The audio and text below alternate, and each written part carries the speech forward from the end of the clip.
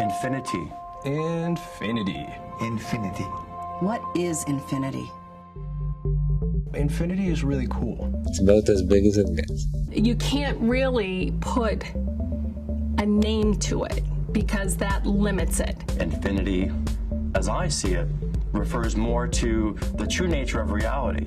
No one and no thing has any kind of separate, inherent, or intrinsic nature. I'm a librarian, so I feel that infinity is my business. I connect words that were written 1,000 years ago, also words that were written last week. If there's an infinite number of possibilities, it means I have no limits as a composer or a performer. Every single note that I choose to play in a song, I could have played any of the other notes, or the notes between the notes, you know, like in the blues.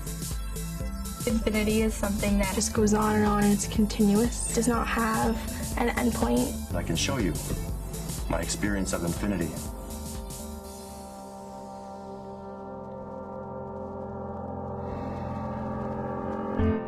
Infinity means numbers go on and on. Infinity, generally speaking, is a very precise mathematical concept. Infinity is a pure fiction, an optical illusion.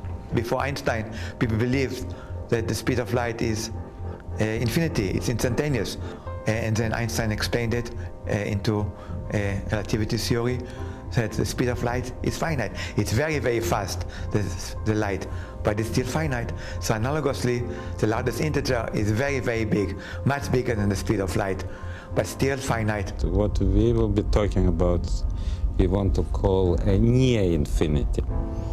It's something which actually does take place in our finite world, but it's so big and complicated that complexity of it is approaching infinity in practical terms. Now that we have computers, it's time to get rid of this illusion and start and doing completely, purely finite and discrete mathematics. Infinity is there to stay. I've spent years thinking about it, and I'm no wiser.